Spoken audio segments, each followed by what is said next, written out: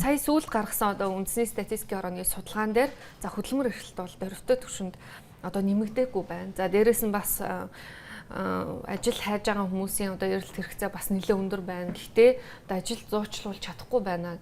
Өөрөлдөх юм бол зөрүү үүссэн хിവэрэ байна гэсэн мэдээлэл гарсан. Тэгэхээр яг одоо Зангаа цэгмээний мэдээлэл дээрээс үндэслээд харах юм бол та хөдөлмөрийн зах зээл дээр өмнөх жилүүтэй харьцуулахад ямар өөрчлөлт гарч ирнэ гэж харж байна? За Зангаа цэгмэн дээр одоогийн байдлаар 1.2 сая бүртгэлтэй хэрэглэгч 20 мянган компани хоорондоо ингэж харилцаж байгаа. Тэгээд Монголын хөдөлмөрийн зах зээлийн 95% шилжилт хөдөлгөөнд Зангаа цэгмэн дээр өрнжийдэг. Тэгэхээр зэрэг Зангаа цэгмнээс гарсан тоо статистикууд бол Монголын хөдөлмөрийн зах зээлийн их бодит зургийг харуулж идэг гэж хэлэхэд болно. За үүнээс өнгөрсөн оноотой харьцуулахад болохоор зэрэг компаниудын үйл ажиллагаа хэрэгжилж байгаа компаниудад тоон хэвийн боловч зарлж байгаа ажлын байрны тоо багасаад байгаа нь харагдаад байгаа. За энэ ялангуяа худалдаа үйлчилгээ ба банк санхүүгийн салбарт ажлын байрны тоонууд их цөөрж байгаа харагдаж байгаа. Нөгөө талаас одоо хэрэглэгчд буюу ажилчдын ажил эрхлэлт болохоор зэрэг ажилд орохыг хүссэн үний тоо эрс нэмэгдсэн байна. Энэ Зангаа цэгмэн дээр байгаа статистикийг харуулбал бараг цагаар 20% нэмэгдсэн байна. Тэгэхээр зэрэг ажлын байр цөөрөөд ажилд орох хүссэн хүмүүсийн тоо ихсээд байгаа гэсэн үг. Яг төрийн байгууллагад өнгөрсөн жил бол төрийн байгууллагуудын одоо ажилтнуудын орон тоог 9% цөөлнө ч гэдэм үү. За тэгээд үүнийг дагаад бас төрийн албаагчдын цалинг нэмэн, эмч багш нарын цалинг нэмэн гэл ер нь энэ хөдөлмөрийн зах зээлтэй холбоотой ялангуяа төрийн байгууллагын зүгээс бол нэлээд том юм өөрчлөлтүүд гарлаа л да. Энэ нөхцөл байдал ер нь яг хувийн байгууллагуудын хувьд яаж нөлөөлөв гэж харж байна та? За төрийн байгууллагуудын тоог нь төрийн байгууллагад ажил эрхэлж буй одоо иргэдийн тоог цөөлнө гэсэн ийм стейтмент буюу ингэж зарласан боловч бодит хэрэг дээрээ Монгол улсын данхаасан төрөөс болоод хөдөлмөрийн зах зээлийн амар том гажуудал өссөн байгаа тий. За энэ надад статистик байна л да. Монголын хөдөлмөрийн зах зээл дээр ойролцоогоор 1.4 сая иргэн ажил эрхэлж байгаа. За үүнээс 371 мянган хөдөө аж ахуй буюу малчд гэсэн үг. За 260-аад мянган төрөөс ямар нэгэн байдлаар цалин авч байна. За нэг 200-аад мянган иргэн болохоор зэрэг боловсролын салбар ба эрүүл мэндийн салбарт. Үүнээс гадна 82 мянган иргэн тий төрийн албан агч гэж явж байна. Тэгээ энэ данхайсан төр маань яадаг вэ гэхээр зэрэг төрд орсон хүмүүс ямар нэгэн байдлаар ингээд шахаа байдлаар их ордог тий. Танил тал нь одоо улс төрд гардаг ч юм уу ингээд танил талаа. Тэгэхээр энэ орсон хүмүүс маань өөрсдийн ур чадварыг хөгжүүлэх шаардлагагүй болчихдог. Гэтэл эрүүл зах зээл дээр болохоор иргэн ур чадвараа хөгжүүлээд өрсөлдөөд тэгээд компаниуд тухайн иргэдээ сонгоод ингээд ийм эрүүл зарчмаар явагдах хэрэгтэй тий. Төр маань данхаах тусам манай төр чинь данхаагаад одоо оролцохгүй салбар гэж байхгүй болсон тий. Банк хийж гин, уул уурхай хийж гин. Тэгээд сүүлийн 2-3 сарын өмнө такси ажиллуулъя гэж яах шиг ингээд бүх юмд оролцоод данхаагаад ирэхлээрээ энэ хувь иргэний өөрийгөө чадваржуулах, хөгжүүлэх энэ боломжийг бүр мөсөн зогсоогоод тэгээд энэ эрүүл тохиролцох халаа ичиж байгаа. Тэгээд үүнээс болоод нэг талд ингээд маш юм том халамжийн гэх юм бүлэглэл үүссэн тий. Төрд орж ажиллах, төрөөс ямар нэгэн тендер авах ч юм уу. Нөгөө нэг компаниудад нь ажлын байрнууд байгаад байдаг. Тэгээ энэ дээр оролцох юм эрүүл одоо сэтгэлгээтэй эрүүл ур чадвартай хүмүүс нь ингээд төдийчлэн байхгүй байгаад байдаг. Ийм хөө бэрхшээл байгаа. Тэгэхээр цаашдаа явахдаа айл болох төрөө цомхон болгоод энэ эдийн засгийн ихэнхийг хувийн хвшлүүд авч явах хэрэгтэй гэсэн ийм философи руу одоо наалах хэрэгтэй. 5 жилийн өмнө бол төрийн албаагчдын 200 мянга байсан гэж статистик байгаа. За гэтэл өнөөдөр таны хэлж байгаа бол 260 мянга тий. Тэгээд ер нь бол 280 мянга, бараг 300 мянга руу төгсөж байгаа. Тэгэхээр 5 жилийн дотор 60 мянга ч юм уу 80 мянгаар нэмэгдэн гэдэг бол за яг одоо хувийн хөгжлийн зүгээс аваад үзэх юм бол нэлээд том хэмжээний өсөлттэй. Тэгэхээр ерөн зүгээр энийг одоо багасгах боломжийг та яг юу гэж харж байна? Та сая ур чадварын талаар нэлээд одоо дэлгэрэнгүй ярьлаа. За гэтэл одоо төрийн байгууллагуудад ажиллаж байгаа хүмүүс бас тодорхой хэмжээний KPI ч гэдэг юм уу те ийм үнэлгээний систем бол одоо өнөөдөр бас яг бүрэн гүйцэд тогтож чадаагүй шүү. Тэгэхээр хувийн хөгжлийн өрсөлдөхийн тулд одоо энэ дээр яг ямар одоо үнэлгээ байх хэрэгтэй? Үнэлгээнээс илүү энэ том системийн асуудал болоод байгаа юм. Төр бол маш муу менежер гэдгийг одоо дэлхийд даяараа мэдсэн. Төр бол ингээд хувийн секторт өрсөлдөж, хувийн секторын ажлыг хийх бол маш утгагүй зүйл гэдгийг орчин үеийн эдийн засаг хүлээн зөвшөөрсөн. Төр бол зохицуулт хийх ёстой. Түүнээс төр ингээд жишээ нь банкны салбарыг харъя л да. Төр ингээд банк байгуулаад бус банкудаа өрсөлдөж байх утгагүй тий.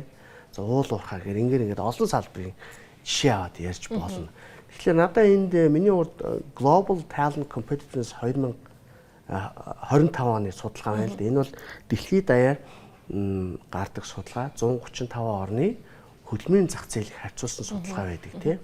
Энэ дээр болохоор зэрэг ажлын хөгжил гэж байгаа. Энэ дээр манай улс 135 орноос 89-д орсон байгаа.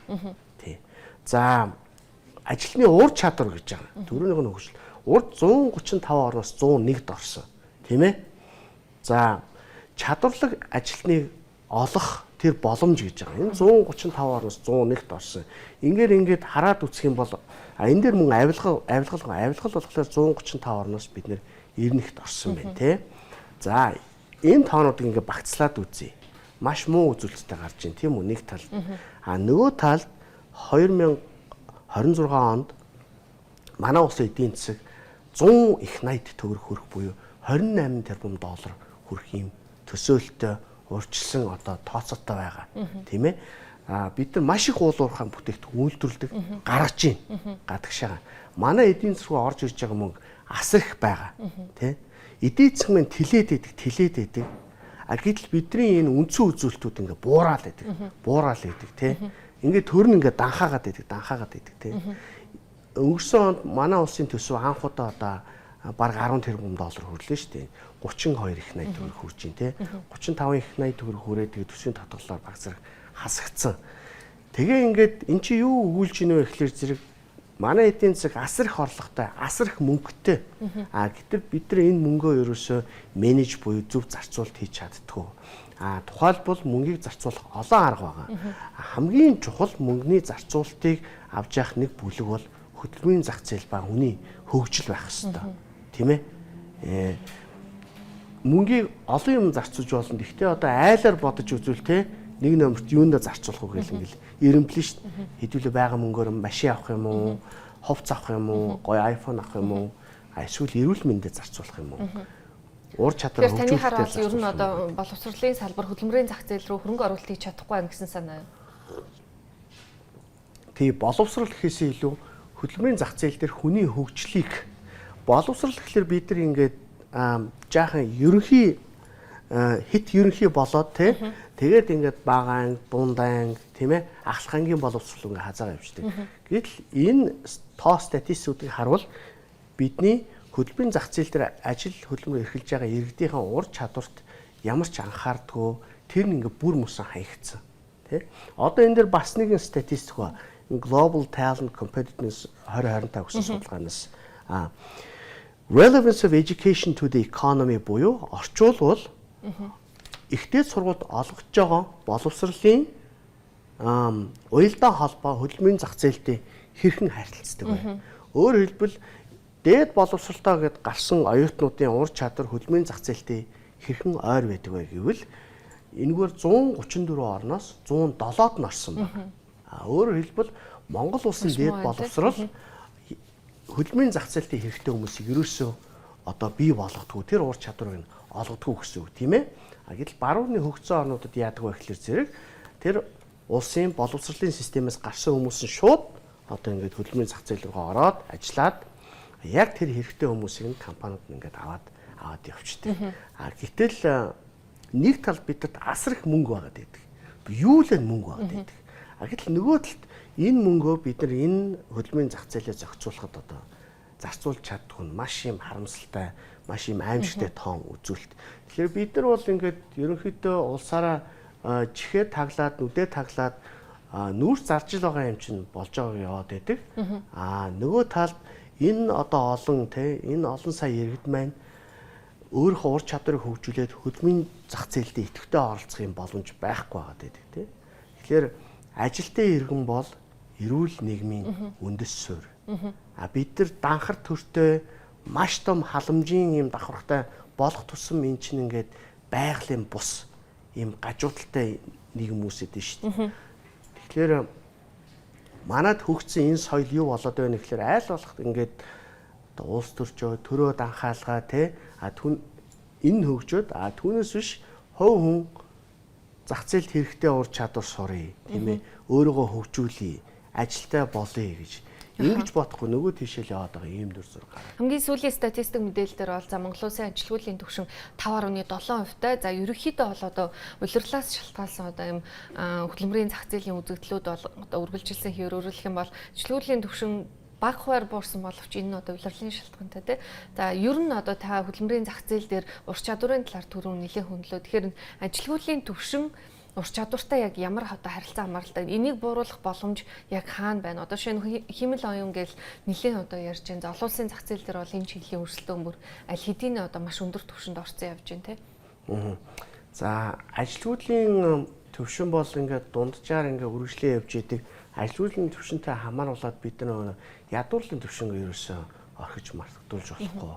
Тэгэхээр Дэлхийн банкны урьдчилсан тооцоогоор бол тий Монголын нэг 25-28% иргэд нэг ядуу, дахиад нэг 12% нь ядуурлын ирмэг дээр байгаа. За нийт нэг 41% нь одоо ядууралтай байна гэсэн. Ядуурл гэдэг нь Дэлхийн банкны тодглоор болохоор зэрэг өдөрт $2 амьдарч байгаа юм. $2 гэдэг маань 7,000 төгрөг, сард 210,000 төгрөг тийм ээ. Тэгэхээр энэ бас манай нийгмийг яаж ингэж гажуудаж буруу хэлбэрлээ орсны нэг өгүүлэл. Бид нар зөвхөн нөгөө ажилгүйдлийн түвшин бага байна гэдээ ингээд хайж болохгүй. Нэг талд нь ингээд нөгөө төрөн данхаагаад амар юм эрүүл бус нийгэм үүсчихэд байдаг. Нөгөө талд нь нийт 3.6 сая хүний маань 40% нь сарын 200,000 төгрөгөөр амьдарч байна гэсэн ийм статистик байгаад байдаг. Гэтэл бид нар чинь байнга уул уурхайн бүтээгдэхүүн үйлдвэрлэж гин, гаргаж гин, асар их орлоготой байгаад байдаг тий. Тэгээд ур чадварыг ярьлаа л да тий. Тэгэхээр бид нар энэ их орлого, энэ их мөнгөө менеж буюу зөв захин зарцуулж чадахгүй байгаа бас нэг илэрлэл нэм. Энэ 41% ядуулт байгаа хүмүүсийг яагаад ур чадвартай болгож бид нар чадахгүй байна вэ? Яагаад энэ хүмүүс чинь ажлыг сонирхолтой байгаа шүү дээ. Ур чадвартай болох сонирхолтой байгаа шүү дээ. Тийм ээ? Хин одоо ингээл хэцүү ингээл насаараа суухыг хүсв. Энд ингээд төрийн бодлого оруулж ирэх хэрэгтэй. Тэ. Ихтэй сургууль сурсан ч тэр ихтэй сургуулийг төгссөн оюутнууд нь гараад тэдний хинж тоохгүй байна. Альва нэг компани хийж чадахгүй шүү дээ. Монголын хамгийн ашиг орлоготой компанийг аваад үзье. Тэр компани ч гэсэн гараад бүх ашиг орлогоороо бүх одоо 3 сая 6 сая иргэнэ хөгжүүлээд ур чадваржуулна гэж байхгүй. Тэгэхээр энэ дээр нөгөө төрийн зөв бодлого буюу энэ их орлогын мөнгийг тодорхой хэсгийг нь бид нар ур чадваржуулах зарцуулах хэрэгтэй гэж юм те. За хиймэл оюун ухааныг ярьлаа. AI буюу те. Хиймэл оюун ухаанд өнөөдөр бүгд мэдж байгаа болохоор тэр ихнээс яриад яах вэ? Гэхдээ хиймэл оюун ухааны хөгжил баруунд ингээ хурдан автсан цагт хиймэл оюун ухаанаас болоод хөдөлмөрийн зах зээл дээр амар том өөрчлөлт явж эхэлж байгаа. Яагаад гэвэл энтри буюу анхан шатны төвшний одоо цагаан цагтай ажилтнуудын ажлын байр нь бүгдийг нь автоматжуулалтаар орлогдно гэж хараад байгаа. Тэгэхээр зэрэг бид нар ингээд иргэдээ бүр анхан шатны төвшөнд хөгжүүлж амжаагүй байтал энэ хүмүүсийн маань одоо баг хэрэгцээ ингээ байхгүй болох гэдэг шүү.